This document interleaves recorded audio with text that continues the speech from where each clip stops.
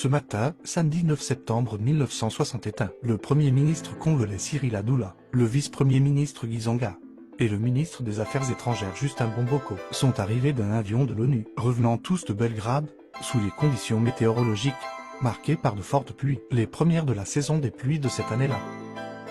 Les ministres furent accueillis par les membres du gouvernement, dirigé par Jason Sandoué, vice-premier ministre, resté à Léopoldville et ayant dirigé le gouvernement de la RDC pendant leur absence.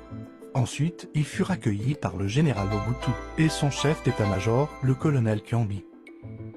Par la suite, ils inspectèrent le défilé des parachutistes de l'armée nationale congolaise et des troupes indiennes de l'ONU.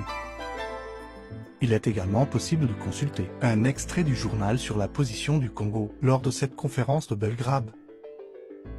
Sur cette rare image, on peut observer Mobutu et son entourage au service de la nation, occupant des postes élevés dans l'appareil d'État.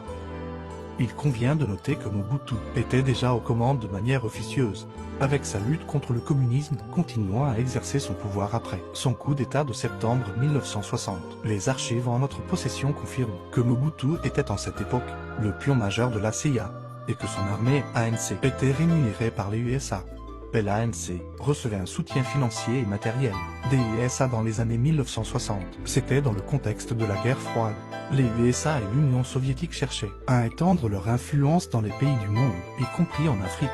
Mobutu, alors chef de l'armée congolaise, a bénéficié du soutien des Américains. Les USA ont fourni une aide financière, des équipements militaires et une formation dans le cadre de leur politique de endiguement du communisme en Afrique.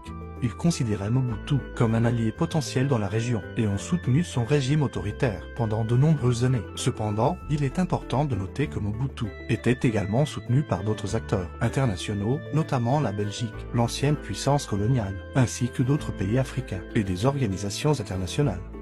Le soutien des Occidentaux à l'armée de Mobutu a perduré pendant plusieurs décennies, jusqu'à la chute du régime en 1997, lorsque Laurent Désiré Kabila, soutenu par le Rwanda, l'Ouganda, la Tanzanie et par le guide libyen Muammar Kadhafi, a renversé Mobutu et pris le pouvoir. La suite dans nos prochains échanges. Notre histoire, c'est notre âme. Prix de l'histoire.